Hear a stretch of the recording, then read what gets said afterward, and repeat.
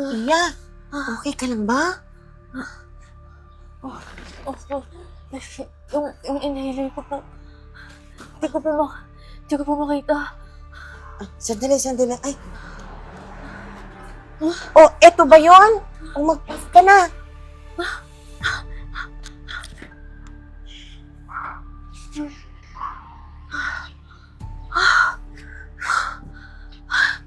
Maraming salamat po Hindi niyo po ako nakita. Baka po pamilya po. Naku, wala yun. Buti na lang pala naabutan kita. Pero, saan ba ang punta mo ngayon? Sa office po namin, papasok po ako. Kayo po, saan po kayo pupunta? Bakit parang ang dami niyo pong dala-dala? Ay, naku. Galing ako sa probinsya namin. Lumuwas ako dito para hanapin yung nawawala kong anak. Pero ikaw ba? Wala kang pwedeng tawagan na para sunduin ka? Saan po kayo tutuloy? Ay, wala nga iya eh. Naghahanap ako ng trabaho, yung mga alam kong kaya kong gawin. Gusto niyo po, doon na lang po kayo sa bahay namin. Sakto po, naghahanap po kami ng kasambahay. Ay, talaga ba? Naku, gustong-gusto ko yan eh. Maraming salamat. Sige po, tara po, punta po tayo sa office.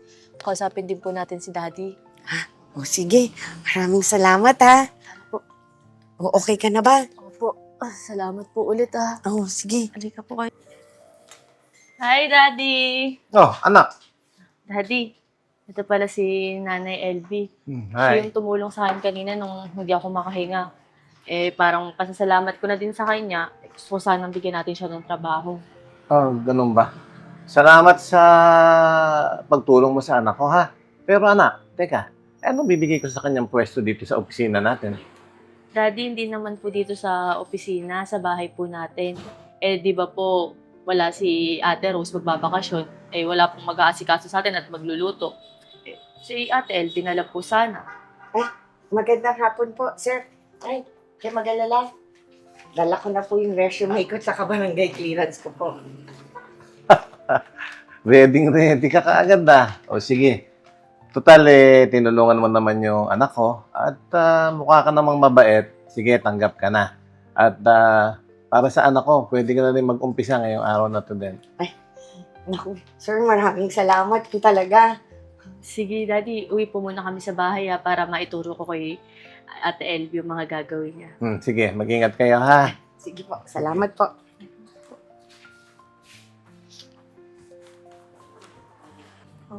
Ay, sir, ma'am, good morning po. Morning. Oh, nga pala, Nanay Henry. Sabi, pinagkwentuhan namin, ang sarap mong hinanda mo sa aming almusal kanina. Sana laging gano'n, ha? Oo po. Ay, teka pala po, ma'am. Sir, baka gusto niyo ng coffee. Pagtitimpla ko muna po kayo. Sige po. Ako, coffee ako, ha? Coffee din po. Sige pa. Saglit lang po. Anak, kasi nasabi ka kanina. Yung si Ate El, kung kaya daw po pala siya pumunta dito sa Manila para hanapin yung anak niya. Anak niya, ha? Bakit? Ano nangyari? Nung eto panganak daw po niya, parang pina-adapt niya daw po. Anong nangyari? Hindi po ba, alam niyo lang po yung nakwento niya sa akin. Ay, ma'am, sir, eto na po yung coffee niyo. Thank you po. Thank you. Ay, sir, ma'am, narinig ko po kasi kanina na nagtitimpla ako ng kape na tinatanong niyo po kung anong nangyari dun sa anak ko. Ano po kasi, pinaampun ko siya nung pagkapanganak ko po sa ospital pa lang. Kasi tinakwil na po ako ng mga magulang ko. Tsaka yung tatay ng anak ko, iniwan ako. Kaya naisip ko na lang ipaampon siya. Hindi ko kasi po siya mabibigyan ng magandang buhay eh. Kaya naisip ko po ngayon, gusto ko lang siya hanapin para malaman ko lang po kung kamusta siya, maganda ba yung buhay nang umampon po sa kanya. Tsaka hindi ko naman po siya kukunin eh. Kung sino po yung umampon, hindi ko po siya kukunin. Gusto ko lang po makita kung maganda yung buhay ng anak ko. Naku, LV, parang suntok sa buwan yung gagawin mo. Alam mo, mahirap maghanap dito sa Maynila. Lalo na yan, parang wala kang nabanggit na may information ka tungkol dun sa umampon sa anak mo. Kaya nga po, Ate LV, tama po si Daddy, may hirapan po kayo. Pero, di naman po ako nawawala ng pag-asa. Alam ko makikita kami ng anak ko, nararamdaman ko po yun. Ma'am, sir, Sige po, tulungan po namin kayo para po mahanap niyo po yung anak niyo. salamat po. Ma'am, sir, thank you po. Sige, sige. Doon muna po ako sa kusina. Han, naalala mo yung kinuwento ko sa'yo, yung tumulong sa akin nun, sa Ate LV, na ngayon na doon na siya sa bahay namin bilang kasambahay? Yes, Nanay Albi. What's wrong with her? Gusto ko kasi siyang tulungan kasi nakwento niya sa amin na may nawawala daw siyang anak. Ganun ba? Okay, I'll ask some of my friends sa NBI if they can help us. Pero do you have any pictures about sa anak niya? Wala eh, ang nakwento niya lang kasi nung nanganak daw siya, tinakwil daw siya ng pamilya niya, tapos iniwan siya nung tatay nung anak nung bata. Kaya ang ginawa niya, pinampoy niya yung anak niya. Yun. Let's start from there. Let's ask Nanay LV kung saan siya nanganak na ospital. But I have to tell you, Han, medyo strict kasi yung mga ospital pagdating sa bibigay ng information, details regarding sa mga pag-a-adapt ng mga bata. But no worries, I'll try my best. Thank you, Hana. Sana matulungan natin si Ate LV. Panigurado, magiging masaya yun. Tsaka sabi niya din sa akin, hindi naman daw niya kukunin yung bata kung sakali man makita niya. Gusto lang niyang makasigurado kung okay daw talaga. Okay. Don't worry, okay? Kung mag-alala, subukan ko. Ikaw talaga.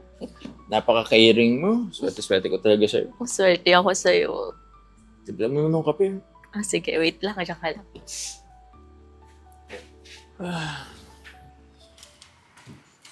Ay, Hmm. good afternoon po, sir. Kahapon. Ma'am, good afternoon po. Kina na po yung mga gamit niyo. Ay, hindi na po. Okay lang po. May merienda po ba? Opo, nagluto po ako ng merienda. Ay, ma'am, huwag po sana kayo magalit, ha? Tatanong ko lang po, saan niyo po nabili yung bracelet po? Ito po. Sabi po ni Daddy, bigay daw po ni Mami. Kasi po, ganyan yung bracelet na ginawa ko para sa anak ko noon eh. Kasi, ganyan din po yung kabuhayan ko dati, yung paggawa po ng bracelet. Parang pareho po kasi. Teka lang. Natatanda mo ba kung saan ka nanganak? At saka kung ano ang birthday ng anak mo? Ano po, sa Mariveles Hospital po sa probinsya namin. Tapos, ang birthday po nung anak ko, April 3, 1998 po. Sige, sandali lang May kukunin lang ako.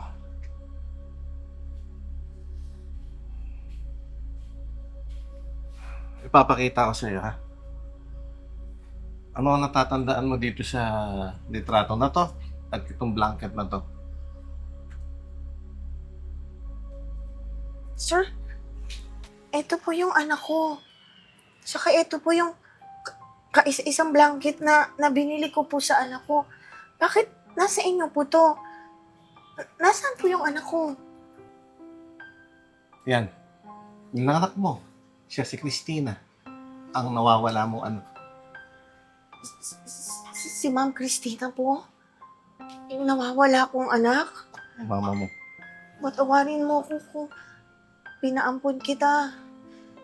Kasi, alam po, hindi ko mabibigay sa yung magandang buhay.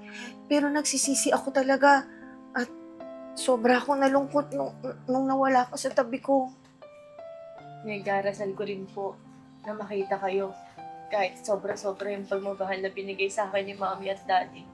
Pakiramdam ko, may kulang pa rin sa atin.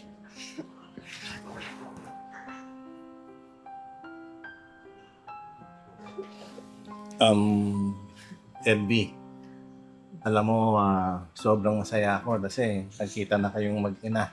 Pero hayaan mo sabihin ko sa'yo na kahit kailan di namin nilihim sa kanya kung saan siya nanggaling. At alam niya na ampon lang namin siya. Sir, maraming salamat po sa pagpapalaki niyo kay Christina. Napakabait niya at saka napakagalang na bata. Maraming salamat po sa lahat. Pero, huwag po kayong mag-alala. Katulad po ng sinabi ko, hindi ko naman po siya kukunin sa inyo eh. Gusto ko lang naman po malaman kung maganda yung naging buhay ng anak ko nung tinaampun ko po siya. Sino nagsabing aalis ka na? Diba, Daddy, pwede naman dito siya tumira?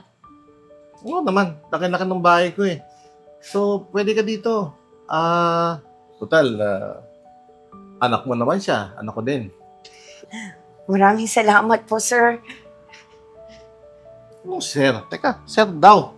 Samuel na lang. Para ka namang iba eh. Nako, Daddy. Nanay ko yan, ah. Oo nga. Nanay mo, daddy mo, o di isang pamilya na tayo. Oo nga, no. Diba? May daddy na ako, may nanay na ako. Oh. Daddy ko na parang gusto din yung nanay ko. Kompleto na tayo. Sige. Okay na tayo. Saya ko, ano? Happy ako. Nagkita na kayo mag-ina. Bigay, hug na kayo. Hug din kayo.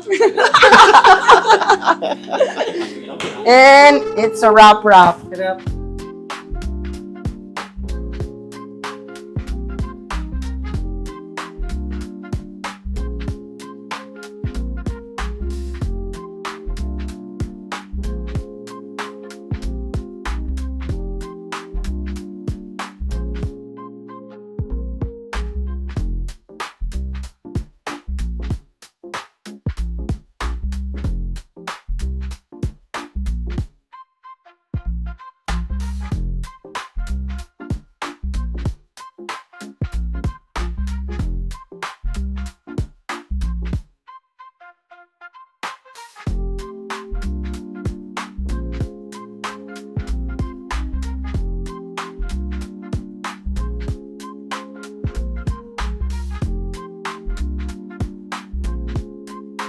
Hi fam, this is Ian Pecho. Kindly like our Facebook page, The Crazy Ones, and also subscribe to our YouTube channel, The Crazy Ones. The Crazy Ones, life never gets old. Hey! Oh yeah, so wherever we go, the story's told with the crazy ones, life never gets old. Let's go, living this life, feeling it in our soul with the crazy ones. Yeah, let's roll.